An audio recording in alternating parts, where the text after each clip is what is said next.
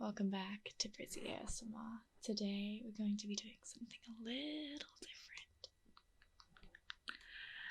I'm going to be reading you a tale, a familiar tale perhaps, of The Princess and the Bee. A novel written in 1835 by Hans Christian Andersen. Hopefully we can get you this full sleep. Without further ado, I'll begin. Once upon a time, there was a prince who wanted to marry a princess, but she would have to be a real princess. He travelled all over the world to find one, but nowhere could he find one that he wanted. There were princesses enough, but it was difficult to find out whether they were real ones. There was always something about them that was not as it should be.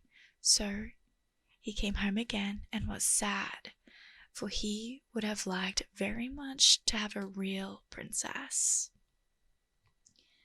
One evening, a terrible storm came on. There was thunder and lightning, and the rain poured down in torrents. Suddenly, a knocking was heard at the city gate, and the old king went to open it. It was a princess standing out there in the front of the gate. But, good gracious, what a sight the rain and wind had made her look. The water ran down from her hair and clothes. It ran down into the toes of her shoes and out again at the heels, and yet she said that she was a real princess? Well, we'll soon find that out, thought the old queen. But she said nothing, went into the bedroom, and then took all the bedding off the bedstead, and laid a pea on the bottom. Then she took 20 mattresses and laid them on the pea, and then 20 eider-down beds on top of the mattresses. On this, the princess had to lie on all night. In the morning, she was asked how she slept. "Oh, very badly," she said. "I have scarcely closed my eyes all night. Heaven only knows what was in the bed, but I was lying on something hard, so that I am black and blue all over my body. It's horrible." Now they knew that she was a real princess, because she had felt the pea right through the 20 mattresses and the 20 eider-down beds. Nobody but a real princess could be as sensitive as that. So the prince took her for his wife, for now he knew that he had a real princess, and the pea was put in the museum where it may still be seen if no one has stolen it. There, that is a true story. Oh, well, I haven't actually listened to this story in a very long time, and it's crazy to see like how they depict a princess in the day of the 1800s as sensitive. Yeah, wow, that's cool. I don't know, it just goes to show, like, stories aren't written like that at all anymore. Nor did I know, like, of these, like, anti-feminist undertones, and that's just how it was. Like, a princess can be strong and powerful, as we've seen with Wonder Woman. Like, she's not a princess, but what else? Who else? Barbie. She can do everything, and she has been bestowed princess authority before. So,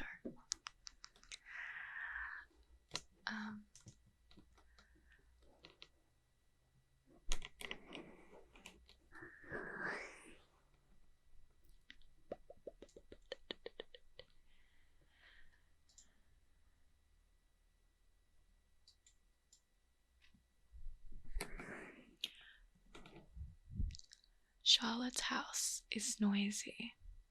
In the hallway, the floorboards groan. In the living room, the TV bellows and blares. Charlotte's house is noisy. In the hallway, the floorboards groan. Yips, yap. Her dog Otto, yip. In the kitchen, her dog Otto yips, yaps, and yowls. Even in her bedroom, where it's supposed to be a quiet place, the old steam radiator hisses, whistles, and whines.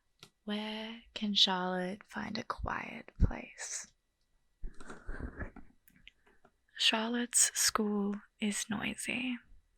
In the classroom, the bell clangs. In the lunchroom, the trays clatter and crash. On the playground, the swings creak, squeak, and rattle. Even in the library, which is supposed to be a quiet place, the children giggle, yammer, and yell. Where can Charlotte find a quiet place? Charlotte's neighborhood is very, very noisy. On the sidewalks, the jackhammers blast. On the street, the sirens wamble and wail. Underground, the subway screeches, rumbles, and roars. Even in the park, which is supposed to be a quiet place, the leaf blower buzzes, blusters, and hums. No, cries Charlotte, I have to find a quiet place. One Saturday morning, Charlotte takes Otto for a walk. In the park, Otto spots a squirrel and he lurches free. Charlotte chases Otto, charging down the hill, over the bridge, and into a grove where Otto skids to a stop. Charlotte and Otto are out of breath.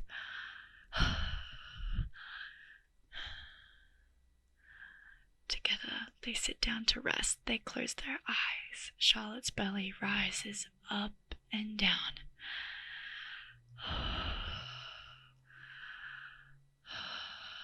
Her breath goes in and out, in and out.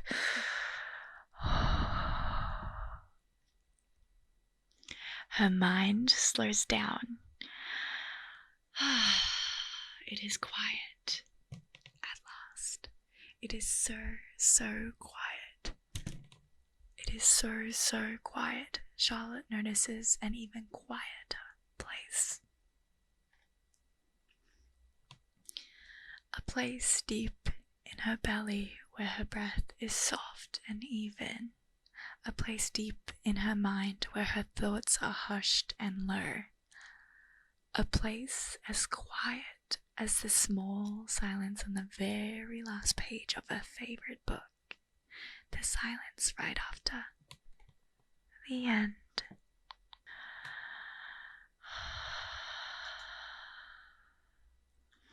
When Charlotte is ready, she and Otto hike slowly away from the grove.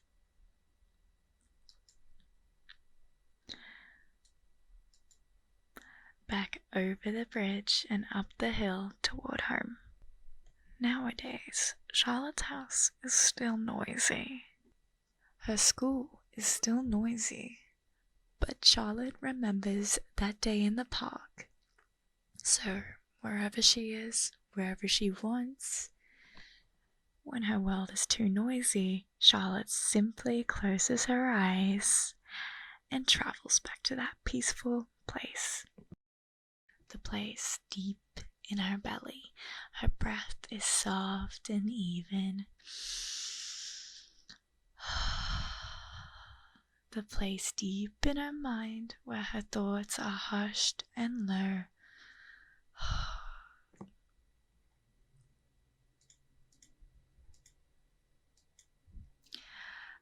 A quiet place inside. Thank you. That's Charlotte in the Quiet Place by Sarah Wooley. Sorry. Thanks for watching today.